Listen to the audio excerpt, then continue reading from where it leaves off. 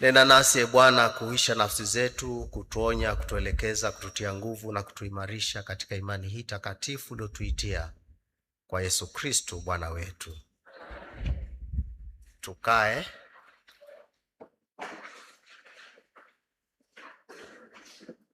Na wasalimu nyote katika jina la Bwana. Hamjambo? Bwana Yesu asifiwe. Mungu yu mwema na kila wakati.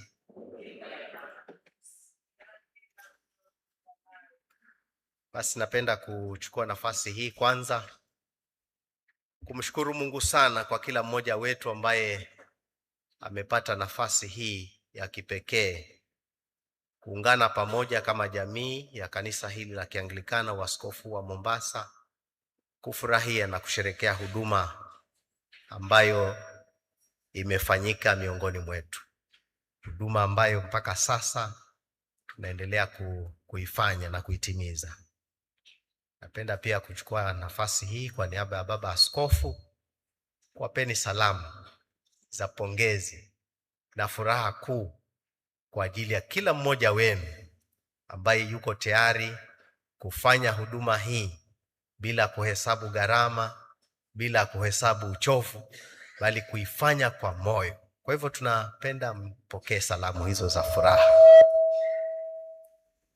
Pia nafurahi sana kwa pamoja nanyi. Jina langu kwa wale ambao tunakutana kwa mara ya kwanza, jina langu naitwa Alex Banda. Yesu ni Bwana Mwokozi wa maisha yangu, na kwa neema ya Mungu ni Vicar General wa Diocese hii ya Mombasa. Leo tutajifunza mambo kiasi kutokana na yale ambayo yamesomwa, hasa Injili ya Luka mtakatifu. Tumesomewa sura ya 17 kuanzia mstari ule wa 11. Lakini kabla ya tuingie katika sehemu hii, nataka niseme kwamba siku hii ya leo tumeungana sisi sote kama familia ulimwenguni kote, hasa kufurahia huduma ambayo Mama Mary Sumner alianzisha. Na tukiangalia Mary Sumner, yeye hakuwa malkia. Mary Sumner was not a queen. She was not a celebrity. She was not a preacher on the altar. She was a simple mother who understood the power of prayer. Bwana asifiwe. Yeye hakuwa malkia, hakuwa msanii, hakuwa mhubiri katika membari ama katika madhabahu, lakini alikuwa mama wa kawaida aliyeelewa nguvu ya maombi.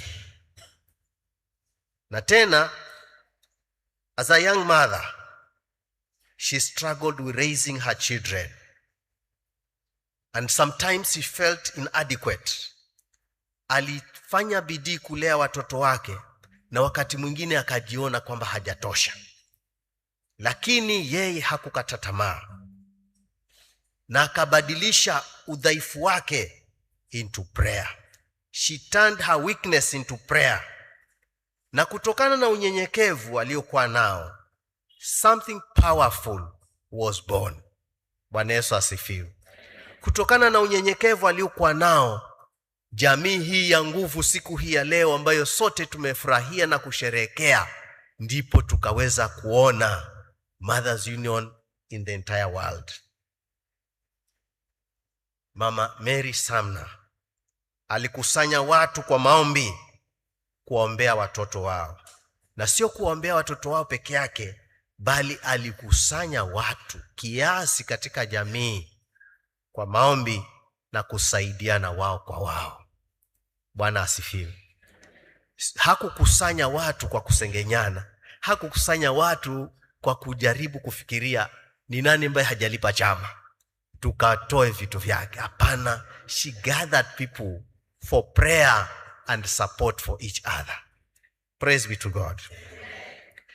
Na mkusanyiko huu mdogo ndipo ukakua mpaka sasa hivi. Sasa umekuwa a great movement, Mothers Union.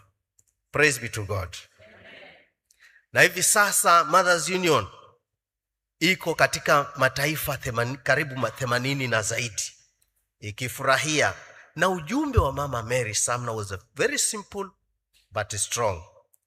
The heart of a nation begins in the home. Yani moyo wa taifa kuu unaanza nyumbani. Moyo wa jamii kuu unaanza, moyo wa kanisa kuu unaanza. That was her simple message. Very simple but very strong. Praise be to God. Na tujue kabisa, when mothers pray, families are together. Akina mama wanapoomba, familia zimejumuika. Akina mama wanapoomba, the families are strengthened. Yani familia zinapata nguvu. Bwana asifiwe. Na familia zinapopata nguvu, jamii inabadilika.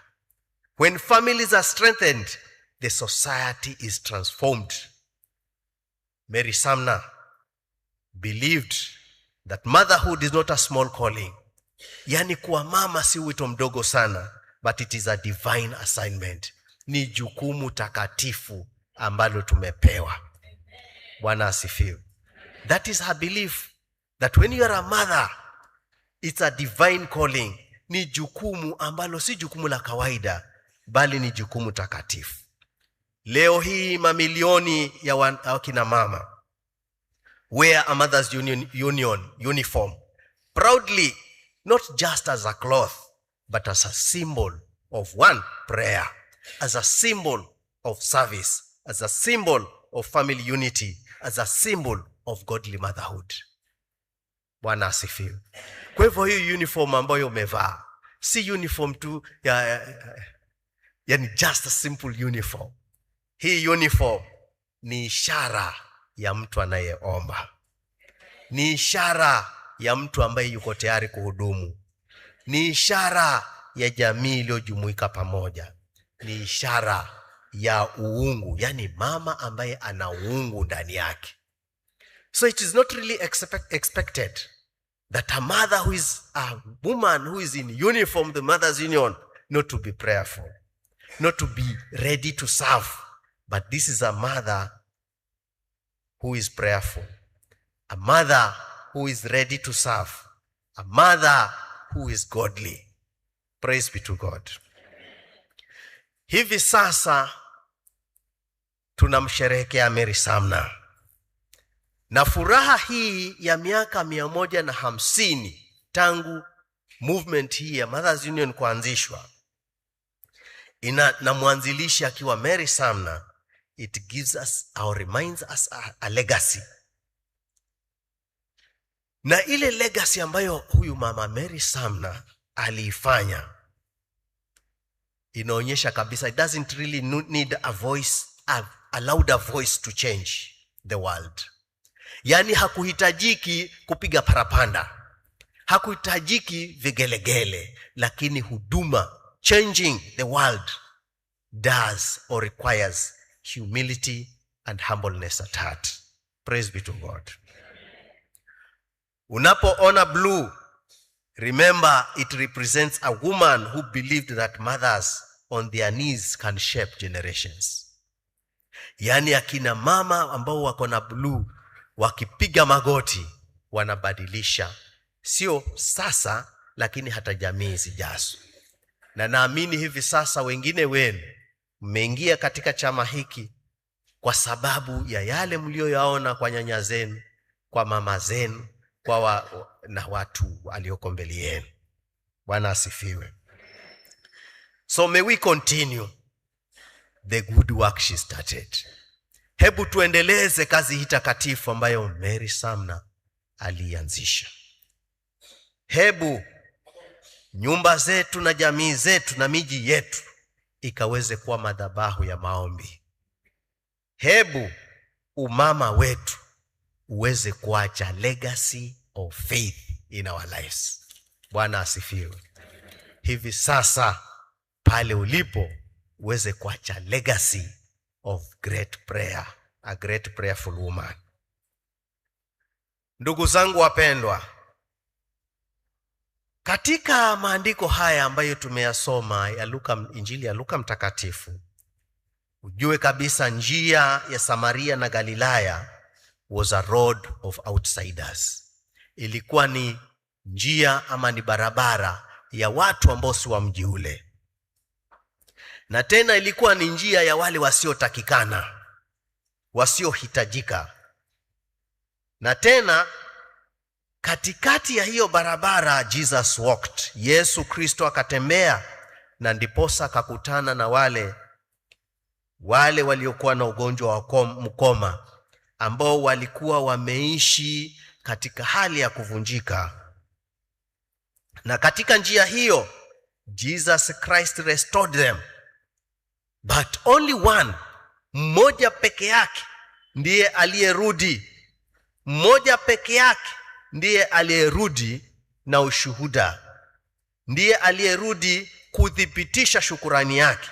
Ndiye aliyerudi na kusema asante. Bwana asifiwe. Na ndiposa sasa tunaona ile nuru ambayo ilikuwa katika ile njia. Lakini hawa watu 10 waliokuwa na ukoma walikuwa na ombi moja, wote kwa pamoja. Ombi la kwanza, they all cried out. Wote walilia kwa Yesu. Bwana asifiwe.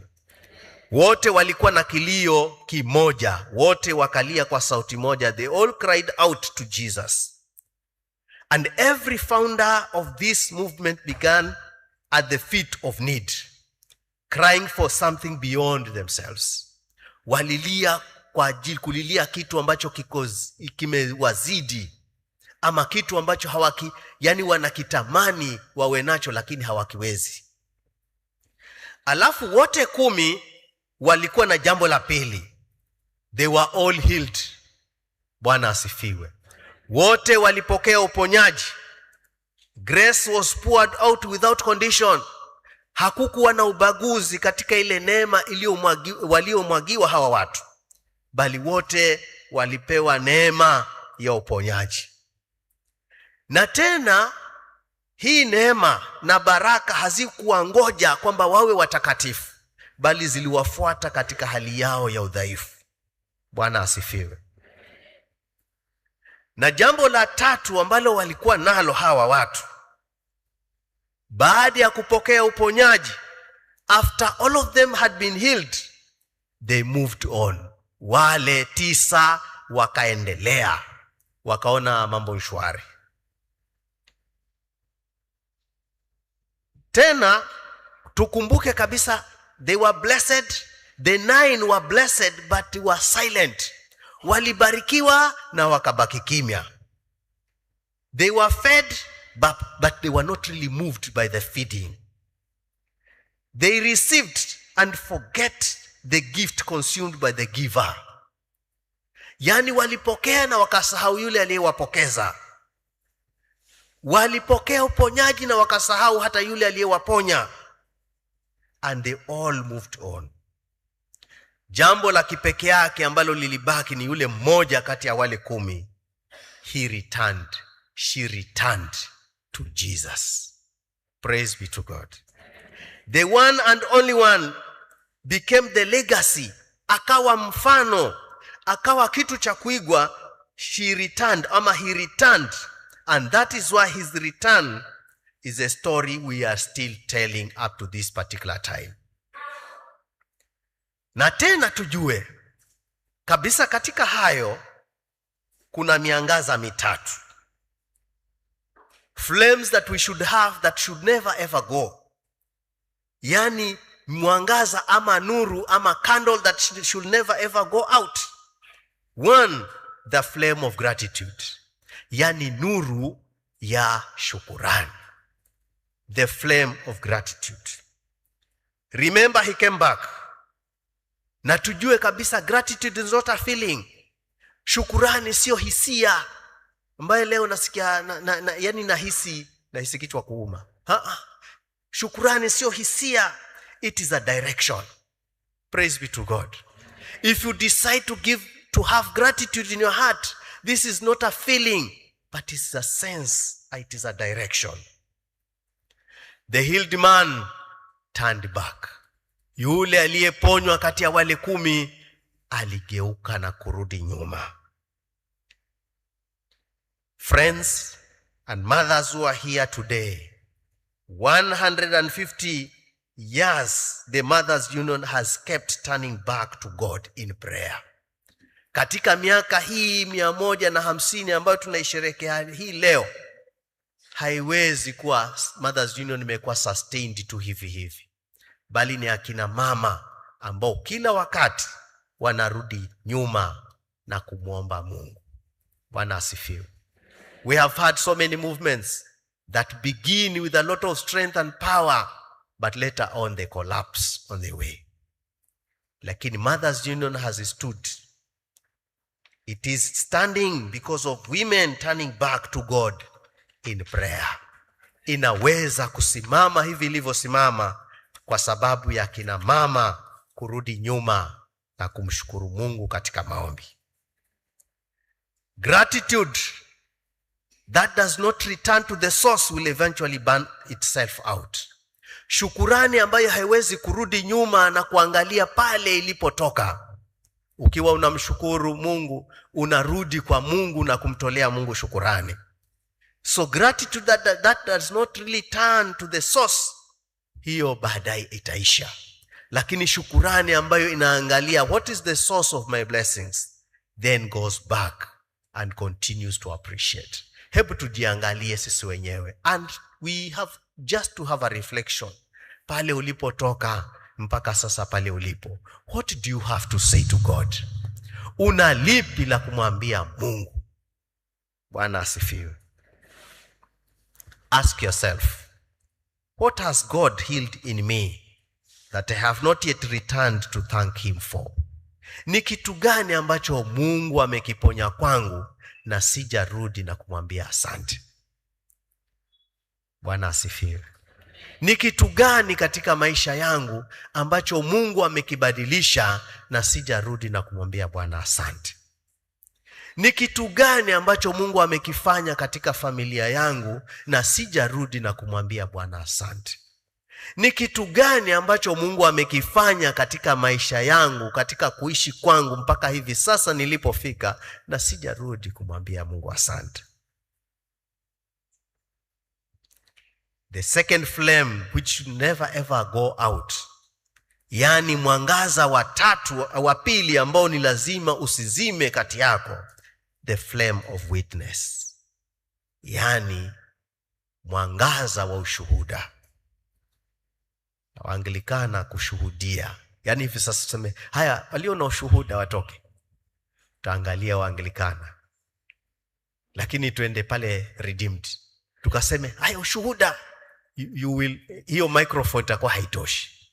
Lakini waanglikana haya walio na ushuhuda waje. Mungu anajua tayari, na hata sema chochote live na atanyamaza. Mungu anajua tayari. But the flame of witness should never ever go out in your life. Praising God in a loud voice, because the man who was healed returned back and raised his voice to thank the Creator. Huyu hakuwhisper, hakuenda sikioni akasema nzahola, Bwana asifiwe. Hakuenda hapo sikioni na kusema nzaho nimepona. Hakusema hapo sikioni na kusema namvera. He went with a loud voice to praise God kwamba I am now healed. Na tena wengine ambao wamesoma sana, kama yeye alikuwa ni msomi sana, he did not file a quiet report. Hakuandika ripoti ya kwamba mimi nimeponywa hivi na hivi na hivi. He went with a loud voice to the Master, to our Lord Jesus Christ, and gave thanks. He came back with volume, with the praise that he could be contained. Alienda na sauti kuu na sifa na shukurani, akamtolea Mungu shukurani. Mothers Union was never meant to be a private blessing. Praise be to God. Baraka hizi za Mothers Union are not private. These should be witnessed. They should be experienced. They should be seen. they should be found. Kwa hivyo kibali kile ambacho Mungu ametupatia cha kuwa Mothers Union, basi si kibali cha kunyamazia, ni kibali cha Injili, ni kibali cha umishonari, ni kibali cha huduma. Na si huduma ya chini kwa chini, kusema ile ni huduma ya watu fulani, kusema ni huduma yangu and I must do it. Praise be to God. Kama wale kina mama wameimba hapa, na you saw ile skit ya yule madam complainer, na tena amecomplain kiasi, na you see the complaints ndizo complaints ambazo tunazo. Kanisa linakuhitaji ufanye huduma, you complain. Na tena badala ya complain wewe mwenyewe moyoni mwako, una complain incite others not to serve God diligently. Shetani ashindwe. You can just imagine kama Mary Sumner alicomplain, would we have this movement today? Because she had challenges. She had things that were in her mind. And she also gathered women who had challenges. And they began supporting each other. And slowly by slowly, this movement was born. Let us imagine akina mama leo complains. We complain so much than serving God. Na tumesema hapo nyuma kwamba vazi hili ni linapoonyeshwa hivi, ni vazi la muombaji, ni vazi la mtumishi, ni vazi la mtu ambaye anamjua Mungu, ni vazi la aliyejitolea. Bwana asifiwe. Kwa hivyo ndugu zangu wapendwa, this movement and the founders of this movement understood, wale walioanzisha movement hii ya Mothers Union, umoja wa kina mama, walielewa that a candle hidden under a basket serves no one. Yani mshumaa uliowakishwa unapowekwa chini ya mvungu hausaidii mtu yeyote. For 150 years, women have stood in communities. Akina mama wamesimama katika jamii. Kwa miaka 150 ambayo tumefikisha hivi sasa, akina mama wamesimama katika jamii. Akina mama wamesimama katika mashule.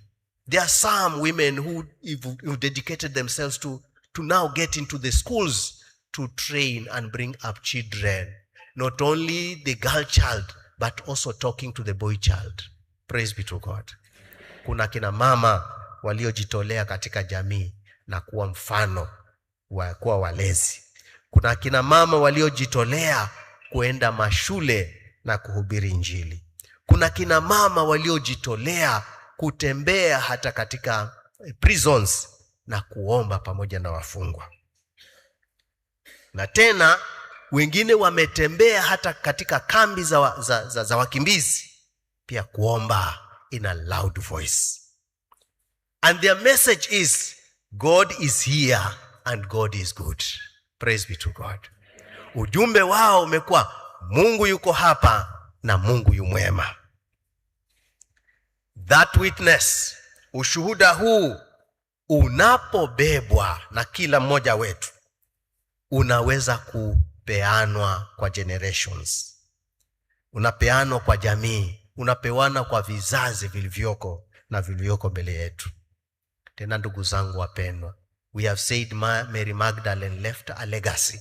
You can also ask yourself, what legacy are you leaving behind for the generation that is in present and the generation to come? Mpaka hivi sasa watu waje na kusema hakika, this is a great generation that was left. Praise be to God. The flame number 3, which should never ever go out, is a flame of legacy. Yani mwangaza wa mfano. Bwana asifiwe.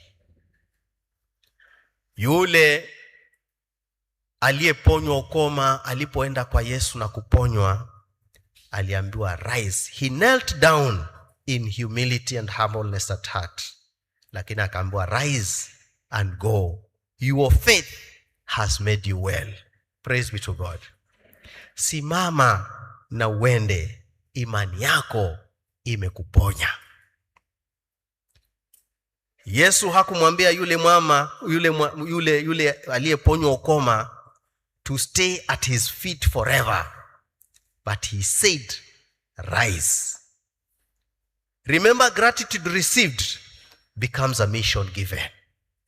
Yani shukurani inapopokelewa inakuwa sasa ni mwanzo wa huduma. Bwana Yesu asifiwe. Gratitude received becomes a mission given to us. And the greatest gift we can offer, yani kitu kikubwa tunachoweza kukitoa katika miaka hii 150 is not our history, but it is our life. Yani sasa ni kupeana maisha yetu kwa Yesu, kwa huduma iliyoko mbele yetu. Akina mama walioko hapa, grandmothers who are here, sisters who are here, rise today and pass the torch. Praise be to God.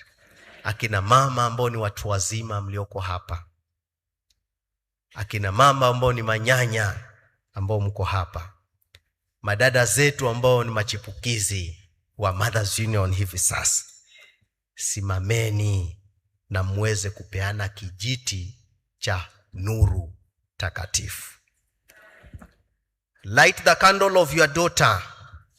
Light the candle of your granddaughter. Light the candle of your children. Light the candle of the community. Speak the stories of your faithfulness into the ears of the young ones. Yani zungumza maneno ya imani ambayo yamekusimamisha mpaka hivi sasa. Ndugu zangu wapendwa, tunaposimama katika hii imani, katika vikundi vya Mothers Union, hakutakuwa na mtafaruku, hakutakuwa na kusengenyana, hakutakuwa na kusemeana, hakutakuwa na kusabotage huduma. Tunaposimama in prayer in these uniforms, we have said the uniforms symbolize godliness, symbolize service, symbolize humility, symbolize a prayerful woman. Sasa ikiwa tutajua hilo, hatuwezi kukosana huko kwenye vikundi vyetu. Tukiwa tutaona hiyo, na Mothers Union should be in the heart. Ikiwa iko moyoni, unapozungumza na mwenzako utakuwa unajua unazungumza kivipi. Ikiwa iko moyoni, mnapokuwa na ushirika, mtakuwa na ushirika namna gani? Inapokuwa moyoni, hata mkiwa na chama cha Kenya Women Finance Trust, tena wewe kama mfano utazungumza tofauti. Wewe utakuwa wa kwanza kumsaidia yule ambaye hajalipa. Bwana asifiwe. Wakati kina mama wamejifunga kiuno wakitaka kwenda kuchukua masahani yake na vikombe, you will speak as a member of the Mothers Union in prayer, in service, in godliness, with a lot of humility. Lakini ushangaa, Mothers Union ndiye atakuwa wa kwanza kufunga leso hapa kiunoni, aseme twendeni, atanijua. Then alafu Jumapili amefunga kilemba na Mothers Union attire, coming to church. What legacy are we portraying amongst our communities? Mothers Union ndiye atakuwa wa kwanza kumotea vidole mchungaji katika kanisa. You really wonder,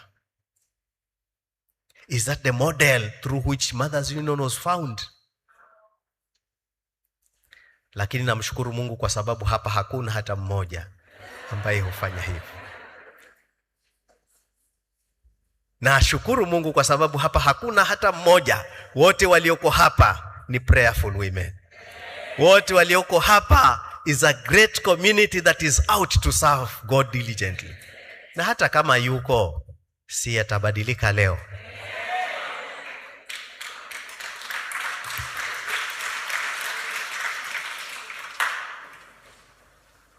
Ndugu zangu wapendwa,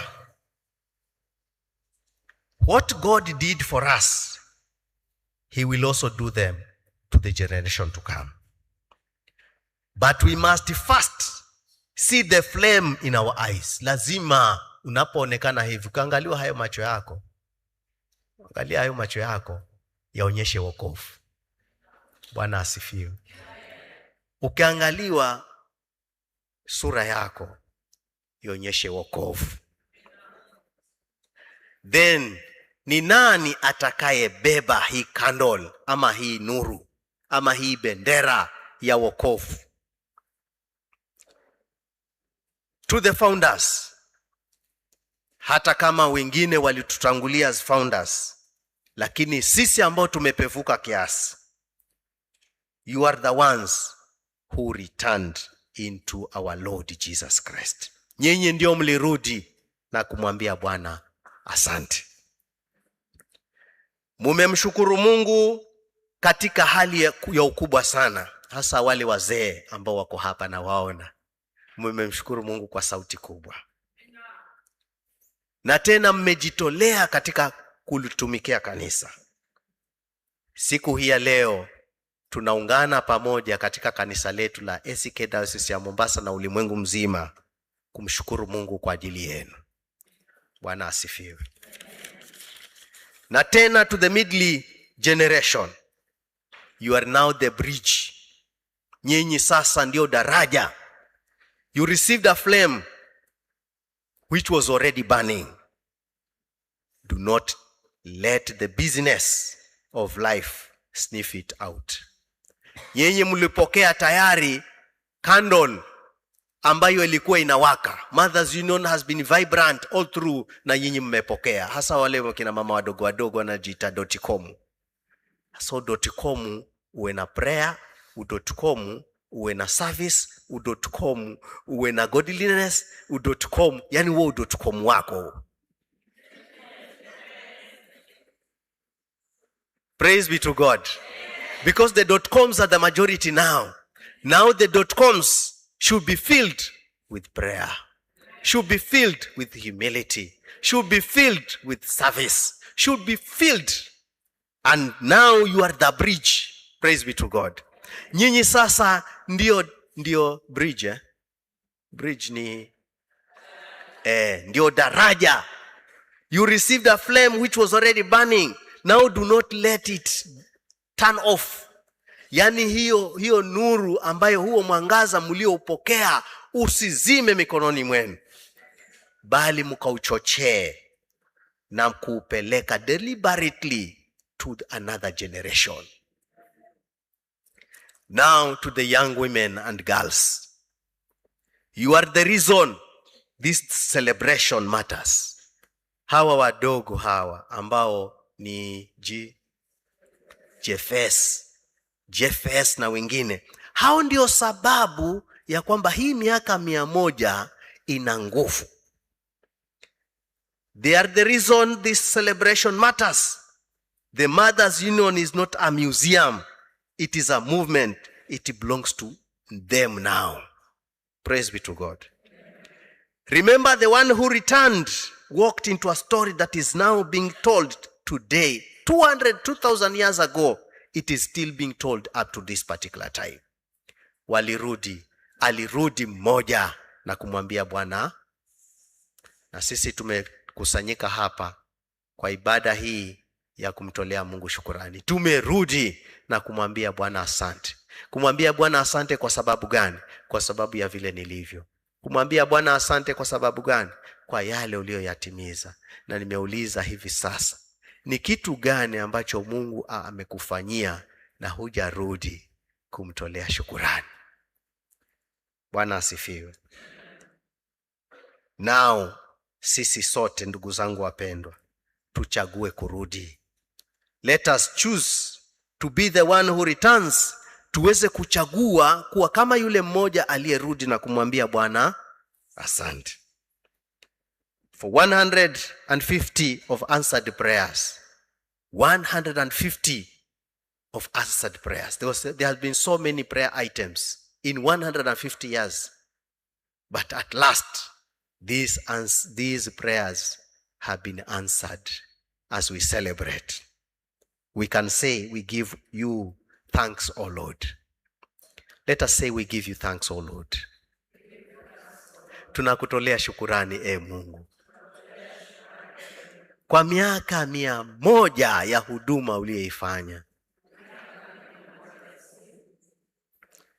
Tena tunamtolea Mungu shukurani kwa sababu ya kila mji, kila nyumba, kila boma ambalo watu wamesimama kwa uaminifu, ambalo watu wamesimama kuhudumu bila kuhesabu gharama. Kuna familia zimejitolea na kutoa plots za kuanzishwa makanisa. Hapo tunasema tu Bwana asante. Bwana Yesu asifiwe.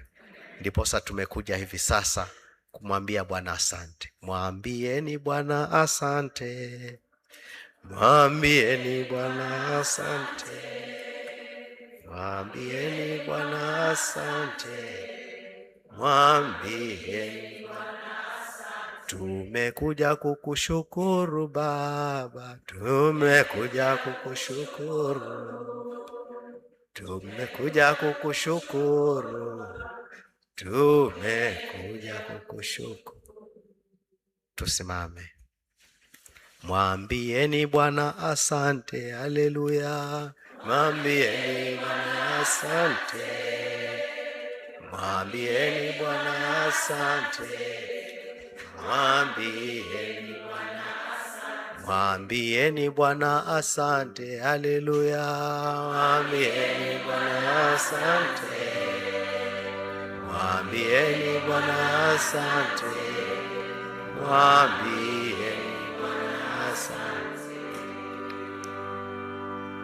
Mungu Baba, Mungu Mwana, Mungu Roho Mtakatifu, twakushukuru sana kwa sababu tumekuwa kama yule mmoja aliyeponywa ukoma na akarudi na kumwambia Bwana asante. Tunakusihi kwamba Mungu wa rehema, nuru hii takatifu ambayo uliangaza kwa yule mmoja na kurudi, iangaze kwetu sisi sote. Badilisha maisha yetu Bwana, na tukawe watu wa kukushukuru, watu wa maombi, watu wa kuhudumu pasipo kuhesabu gharama wala uchovu, na watu wa kulitia jina lako takatifu, kwa Yesu Kristo Bwana wetu.